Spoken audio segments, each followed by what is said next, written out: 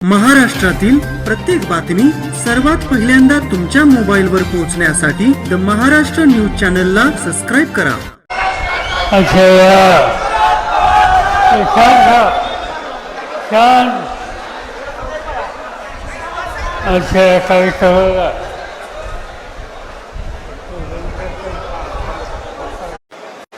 आम्हाला अतिशय फायदेशीर आहे. त्याबरोबर निगाव भीमा सरकारी साखर कारखान्याचे व्हाईस चेअरमन कांतीलाल दगडे, त्याबरोबर कृषी बाजार समिती इंदापूर याचे चेअरमन सभापती विलासराव माने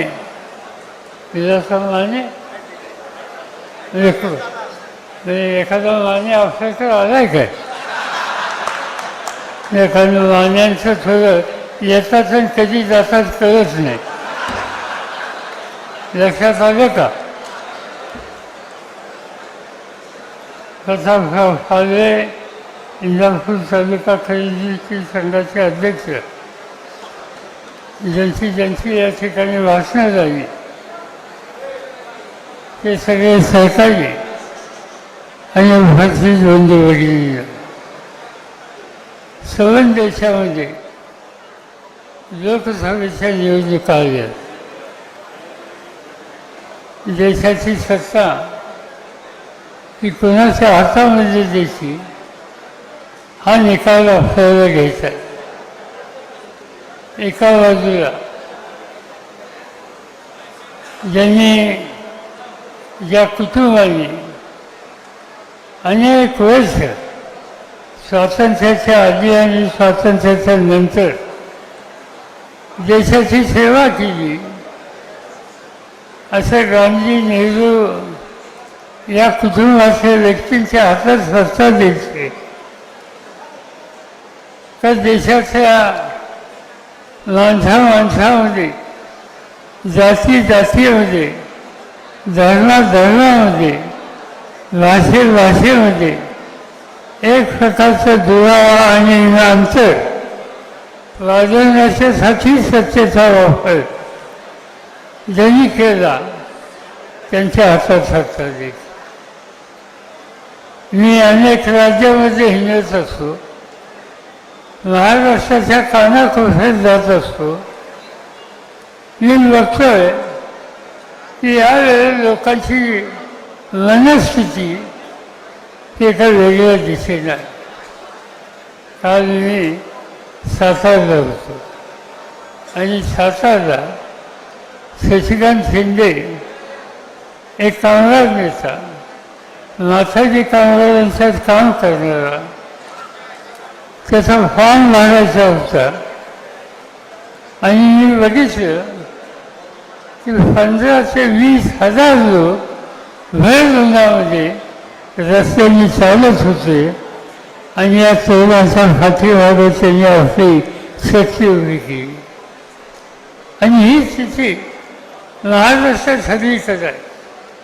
आणि त्याचं कारण हे की लोकांना असं लक्षात आले की या देशाची सत्ता आता पुन्हा मोदींच्या हातात द्यायची नाही. मोदी हे देशाचे प्रधानमंत्री, त्यांनी वाराणसीला एकदा भाषण केलं. त्यांनी भाषणात सांगितलं की शरद पवार यांचं वोट धरून मी राजकारणात आलो. तुमची गमतीची गोष्ट, देशाचा प्रधानमंत्री माझं वोट धरून येतो, कसा विश्वास ठेवायचा. अनेक गोष्टी त्यांनी सांगितल्या, अनेक आश्वासनं दिली. आज ते सांगतात, ज्याचा उल्लेख या ठिकाणी एका वाक्याने भाषणात केला की शेतकऱ्याच्या खिशात 6,000 रुपये मी टाकले.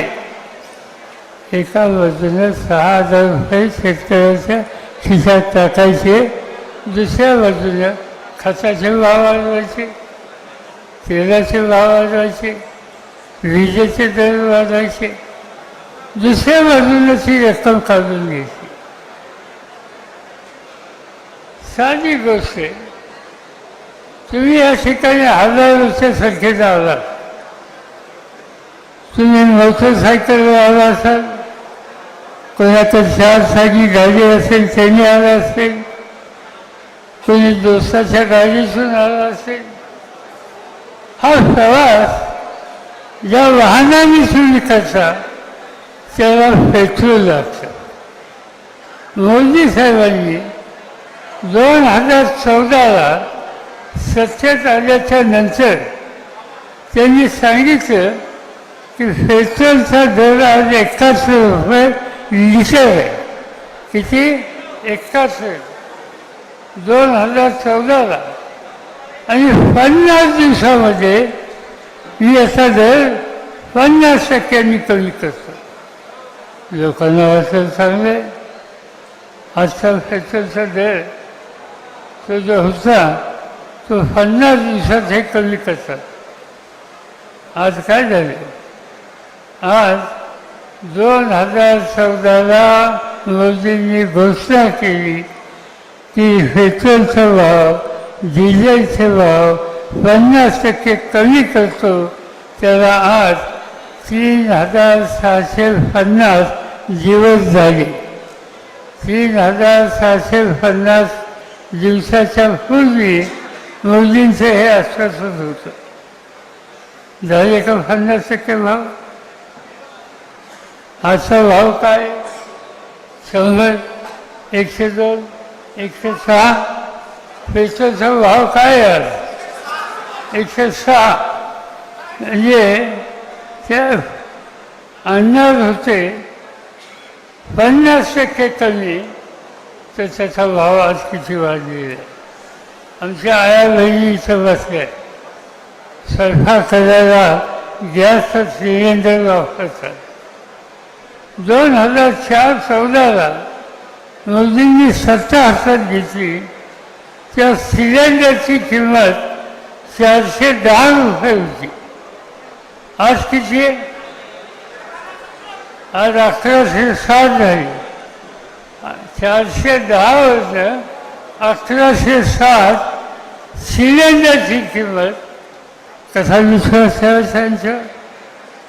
मोदींनी सांगितलं 2014ला या देशाची लेखाजी आम्ही घालवणार आणि त्यासाठी दरवर्षी 2 कोटी मुलांना रोजंदारी द्यायला.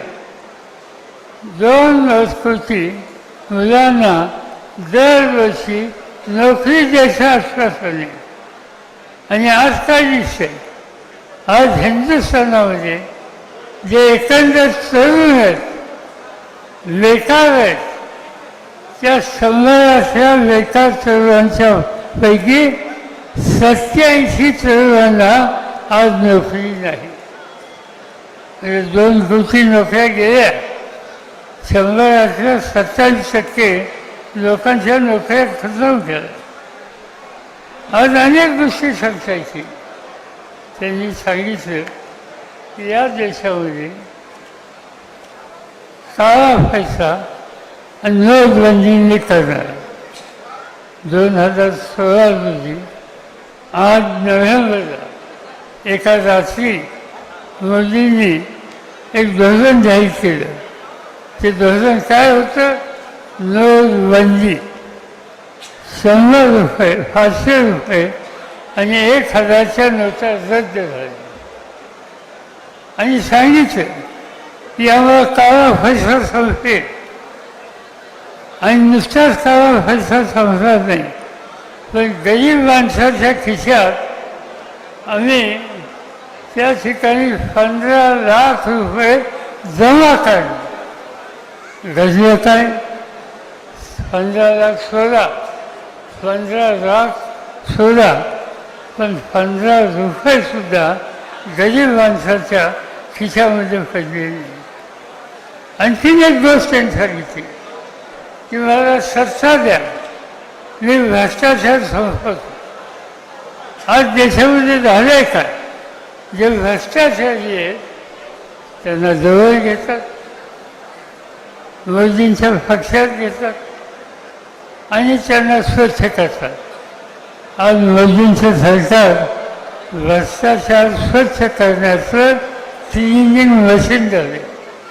जसा सगळा क्लिनिंग मशीनमध्ये टाकतात मैदा आणि तो बाहेर येतो, तसं भ्रष्टाचारी त्याला या क्लिनिंग मशीनमध्ये टाकला आणि बाहेर काढला आणि सांगितलं आता स्वच्छ झाला.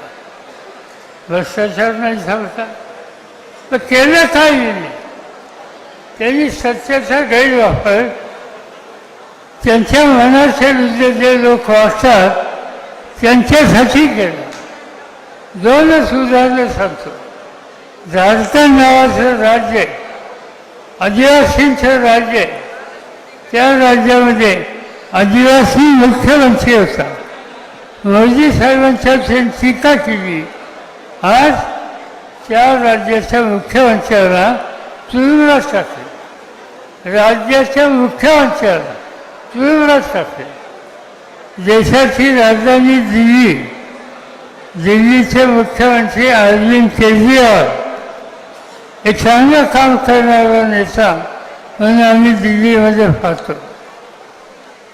अनेक देशाच्या कानाकोपऱ्यातून लोक दिल्लीचा मुख्यमंत्री कसा राज्य करतो, त्यांनी महिलांच्यासाठी काय धोरण केलं, त्यांनी विद्यार्थ्यांच्यासाठी काय सवलती दिल्या, आरोग्य आजारी पडणाऱ्या माणसाला काय मदत केली, हे बघण्यासाठी लोक दिल्लीत येतात. आज हे चांगलं काम करणारा तो मुख्यमंत्री मोदींच्या टीका केली म्हणून तुरुंगात आहे. मुख्यमंत्र्याला तुरुंगात, दिल्लीचा मुख्यमंत्री तुरुंगात, झारखंडचा मुख्यमंत्री तुरुंगात, पश्चिम बंगालचे 3 मंत्री तुरुंगात, दिल्लीचे 3 मंत्री तुरुंगात. प्रधानमंत्री पदावर लोकांना मदत करण्यासाठी आज बसवलेली व्यक्ती निवडून आलेल्या माणसांना सुद्धा तुरुंगात टाकते. याचा अर्थ सत्तेचा गैरवापर नव्हे तर हा हुकुमशाही लागलेला. आणि देशामध्ये राज्यकर्त्यांच्या हातामध्ये आलेली सत्ता त्यांच्या डोक्यात ज्यावेळी जाते त्यावेळेला सर्व देशाची लोकशाही उद्ध्वस्त होते. ते चालायचं असेल तर आज भाजपा आणि त्यांच्या विचारांचा पराभव करणं हे तुमचं माझं सगळ्यांचं काम आहे. मला अतिशय आनंद आहे की आज या ठिकाणी अप्पासाहेब आणि त्यांच्या सहकार्याने अतिशय महत्त्वाचा निकाल घेतला. मी त्यांच्या निर्णयाचं स्वागत करतो. एक विधायक काम करणार नाही. आज या ठिकाणी आल्याच्या नंतर त्यांनी काही मागितलं नाही, पद मागितलं नाही.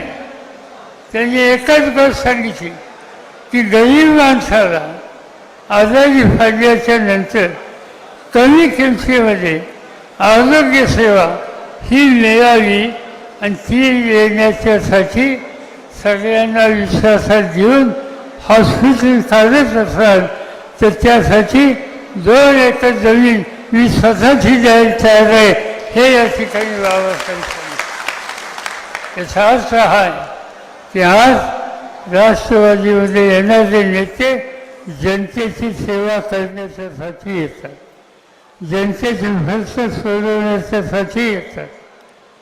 आणि त्यासाठी प्रसंगी स्वतःच्या खिशाला धर द्यायची ही सुद्धा त्यांची तयारी आहे. आज इंदापूरमध्ये 2-2.5 एकर जमीन द्यायची, याचा अर्थ त्याची किंमत काय हे मी तुम्हाला सांगायची गरज नाही. एवढं समाजासाठी काम करू करणारा नेता आज या ठिकाणी आला आहे. तुम्ही आणि मी त्यांचं सन्मानाने स्वागत केलं पाहिजे. मी एवढंच सांगू इच्छितो, आम्ही लोकांनी निकाल घेतला. आत्तापर्यंत आम्ही लक्ष देत नव्हतो, वादावादी नको, मतभेद नको ही भूमिका होती. पण असं हे ठरवलं आहे की जसं बारामती असेल, महाराष्ट्राची अनेक मोठी गावं असतील, तिथे अनेक कार्यक्रम आम्ही राबवले, अनेक धोरणं राबवली. अनेक संस्था उभ्या केल्या. आज मी सातारच्या रयत शिक्षण संस्थेचा अध्यक्ष आहे. किती विद्यार्थी शिकतात माहिती तुम्हाला? 3 लाख. देणगी नाही, ही सवलत. आज 2 लाख 3 लाख विद्यार्थी शिकतात. 33 कॉलेज असेल आणि 300 हायस्कूल आहे. आज उचलली चिंता. अनेक ठिकाणी अशा संस्था आम्ही लोकांनी उभ्या केल्या आणि त्यामार्फत महाराष्ट्राची सेवा करण्याची भूमिका घेतली. आज हा दृष्टिकोन मला इंदापूर तालुक्यामध्ये घ्यायचा आहे. इथे काही लोकांना मदत केली. हल्लीच्या सरकारमध्ये राष्ट्रवादीच्या वतीनं एका माणसाला तिकीट दिलं, त्यानं निवडून आणलं, त्यानं मंत्री केलं. अपेक्षा ही होती की सत्ता मिळाल्याच्या नंतर त्या सत्तेचा वापर इंदापूर तालुक्यातल्या गोरगरीब जनतेच्या आणि तरुणांच्या हिताच्यासाठी ते वापरतील. पण हे काम त्यांनी केलं नाही. केंद्र सरकार असोत, राज्य सरकार असोत, त्यांच्या योजना आणि त्याचा लाभ हा व्यक्तिशः कसा घेता येईल असा प्रयत्न या ठिकाणी केला गेला आणि याच्यावरची नाराजी आज इंदापूरकरांच्या मनात आहे. ते दुरुस्त करायचे असेल तर या लोकांना त्यांचं स्थान दाखवलं पाहिजे आणि त्याची सुरुवात उद्याच्या लोकसभेच्या निवडणुकीतून झाली पाहिजे. आज या लोकसभेच्या निवडणुकीमध्ये याच्या आधी 3 वेळेला तुम्ही लोकांनी सुप्रिया यांना निवडून दिले. देशामध्ये जे एकंदर खासदार आहेत त्या खासदारामध्ये पहिले 2 खासदार जे नित्याने हजर असतात, सरकारी चर्चेमध्ये भाग घेतात, लोकांच्या प्रश्नाची मांडणी करतात, त्या पहिल्या 2 आणि 3 मध्ये सुप्रिया सुळेंचं नाव आज सगळं हिंदुस्थानामध्ये आणि मग देशाचं काम जे करतात कशाची अपेक्षा करत नाही. तसा एक डागसुद्धा विरोधकांनी सुद्धा कधी अंगावर टाकला नाही. असं स्वच्छ काम करणारी व्यक्ती पुन्हा एकदा आज निवडणुकीच्या रूपानं तुम्हा सगळ्यांच्या समोर उभी आहे. यावेळेला त्यांची खून बदलली, त्यांची खून आज तुतारीची आहे. माझी खात्री आहे की हा तुतारीचा आवाज महाराष्ट्राच्या कानाकोपऱ्यामध्ये प्रत्येकाच्या कानात जाईल. त्याच्यात तो जागृती येईल. त्या जागृतीच्या जोरावर जे परिवर्तन करायचे ते परिवर्तन तुमच्या पाठिंब्यानं आपण नक्की करू एवढाच विश्वास या ठिकाणी बाळगतो. आणि या सगळ्या कामाला अप्पासाहेब, त्यांच्यावर आलेले सगळे सहकारी, या सगळ्यांच्या मागं पूर्ण ताकदीनं मी स्वतः उभा राहील ही खात्री या ठिकाणी देतो आणि आपली रजा घेतो. जय हिंद, जय महाराष्ट्र.